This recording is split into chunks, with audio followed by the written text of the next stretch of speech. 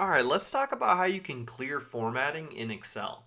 So here in our example, we just have some crazy formatting going on here. We have this cell that's merged across 4 columns.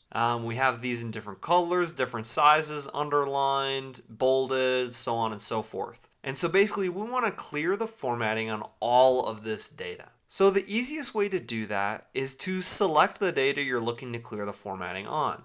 Now you can also select this little triangle in the top left here. If you select that, that will select every single cell on your worksheet.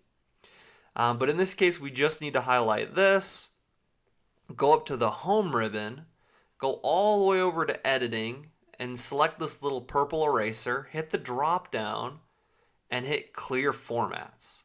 And what that will do, it will remove any merged cells, any borders, any colors, any type of formatting at all will be cleared. So we'll go ahead and select that. And that's going to clear everything and just leave us with the data or the words that we had. And there you have it. That's all there is to it. Thank you so much for watching. Please don't forget to subscribe, smash the like button. Thank you, and have such a great rest of your day.